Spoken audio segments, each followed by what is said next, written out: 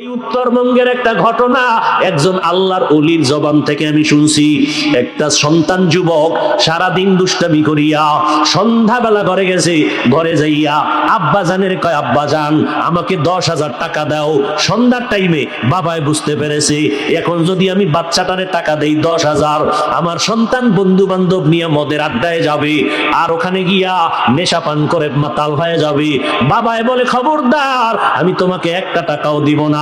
সন্তান নিজের রাগটারে দমন করতে পারে না, বারবার বলে, আব্বাজান 10,000 টাকা দাও, 10,000 টাকা দাও, 10,000 টাকা দাও। বাবায় বলে, আমি দিবই না, দিবই না, দিবই না।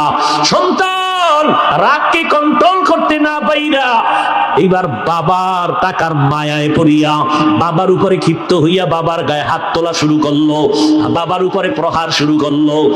এমন ভাবে আঘাত, বুড়া বাবা রাস্তার আওয়াজ, রাস্তার পাশে ঘর, সন্তানের আঘাতে বাবায় মাটিতে পড়ে গেল, রক্ত বের হয়ে মাটির জমিন লাল হয়ে গেল। পেছনের ঘরে আম্মা যান এই অবস্থা দেখে একটা দৌড়াইয়া সন্তানের পা জড়াইয়া ধরছে আর বলে, বাবা তোর বাবারে আর মারবি না, তোর পায়ে ধরে মাপ চাই, তুই বাবারে আর মারিস না। মায়ের একটা লাত্তি মাইরা সন্তানটা এবার বের হয়ে গেল, হুন্ডা নিয়ে এবার চলতেছে বন্ধুদের আড্ডায় যাবে। মাওলার কুদরত, সন্তানটা হুন্ডা চালাইয়া যায়, ওদিকে মা আসমানের দিকে তাকায়া চিল্লায় কয়, হে মালিক,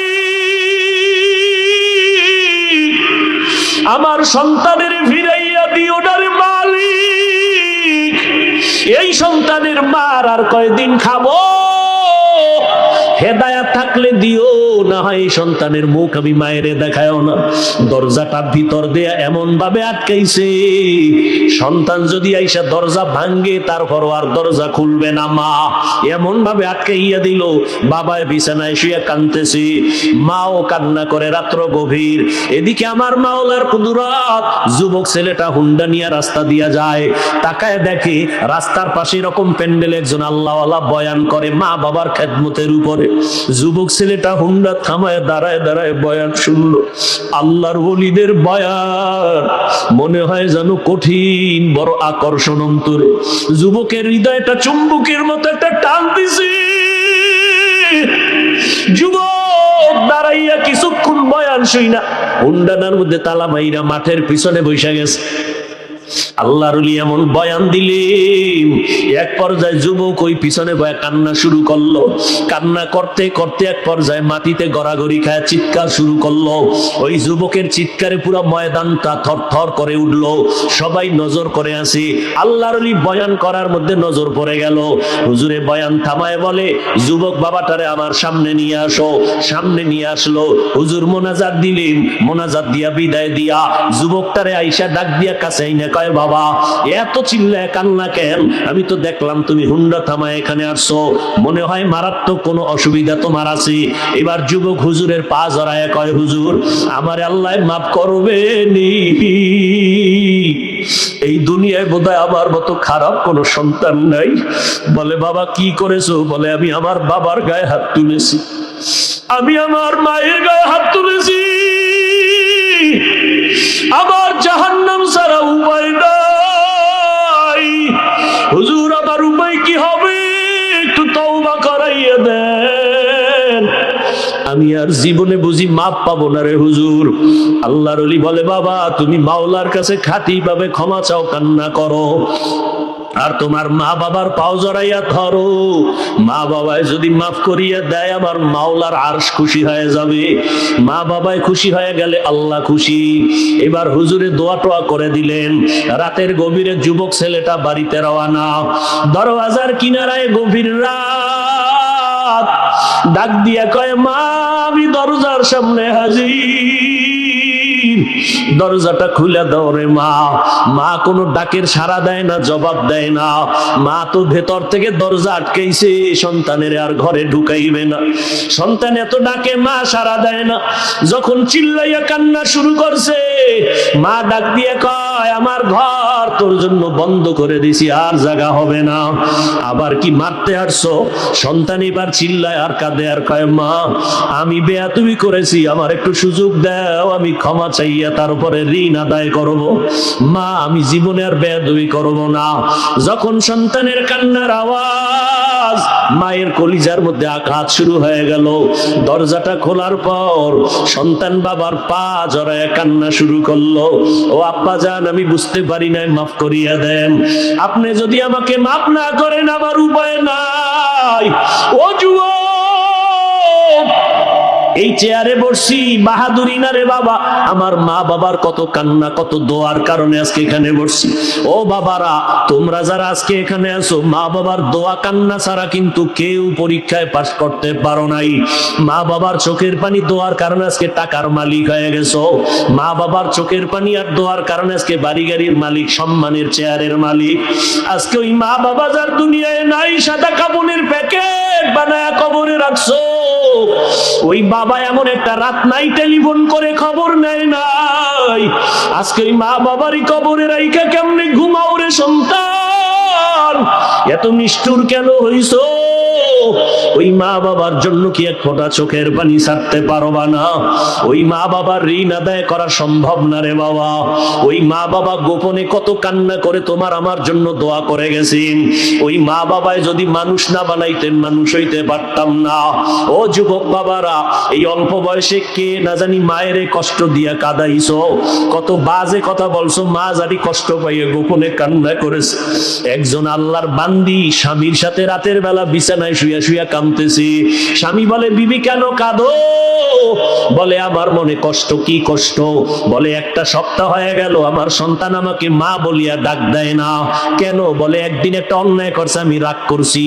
সন্তান ওই রাগে অভিমান কইরা এখন আর আমারে ডাকে না, ঘরে আইসা খানা খায়া চুপচাপ নেমে যায়, আমার দিয়ে তাকায় না, মা বলে না। স্বামী বলে বিবি একটু ধৈর্য ধারণ করো, একদিন দুদিন একটু দেরি করো, দেখবা সন্তান ভুল বুঝতে পারিয়া কাছে আসবে। আম্মা জান কাঁদে আর কয় স্বামী বুঝাইতে পারি না, আমি যতই ঘুমানোর চেষ্টা করি আমার ঘুম আসে না। খানার প্লেটটা নিয়ে বসি, আমার মুখে খানা যায় না, কারণ আমার কাছে লাগে খানার থেকে ঘুমের থেকে আমার সন্তানের মা ডাকে এত মজা। ও যখন আমাকে একবার আম্মু বলিয়া ডাক দেয় আমার কলিজা ঠান্ডা হইয়া যায়। ও যুবক, ওই মাকে জানি কারা কাঁদাইছো, বাসায় যাইয়া মাকে ডাক দিয়া ক্ষমা চাইয়া দিও। মাকে বলিও মা আজকে এত বিশাল ময়দানে বয়ান হইল রে মা, কত আমার মতো যুবকেরা দেখলাম কান্না করলো, চোখের পানি ছাড়িয়া মোনাজাত করলো, আর আমার চোখে পানি আসলো না। মা মনে হয় যেন গুনার কারণে আল্লাহ বেজার হয়ে গেছি। মা তুমি যদি একটু মাথায় হাত দিয়া দোয়া করিয়া দেও, আল্লাহ হয়তো রহমতের দরজা খুলিয়া দিবে। ও এতিম বাবারা, আমার মায়ার নবীও বড় এতিম। আমার মায়ার নবী দুনিয়াতে আইসা বাবার চেহারা দেখেন নাই, 6 বছরে মা হারাইয়া নবীর চোখে পানি। ওই নবীর শরীরে মশা মাছি পড়া হারাম। যেই নবীর শরীরে মশা মাছি পড়ে না, ওই নবী উম্মতের জন্য দিনের দাওয়াত দিতে তায়েফে যায়। তায়েফের কাফের বেঈমানের বাচ্চারা পাথর মারিয়া নবীর শরীর মোবারকে রক্ত ঝরায়। আমার নবীর শরীর থেকে রক্ত পড়ে জুতা মোবারক আটকাইয়া যায়। আমার আল্লাহ কয় জিবরাইল জলদি করে যাও, আমার মায়ার নবীর কান্না আমি সহ্য করতে পারি না। ও এতিম নবীর আশিক উম্মতের দল, ওই নবীর দিনের জন্য কি মায়া হবে না? ওই নবীর মোহাব্বত যদি অন্তরে থাকে রে বাবা, শয়তানের ধোকায় পড়ে গুনাহ তো কম করো নাই। আজকে থেকে মাওলার কাছে কান্না করো, চোখের পানি ছাড়ো, তওবা করো। কান্না যদি না আসে চেষ্টা করো বাবা।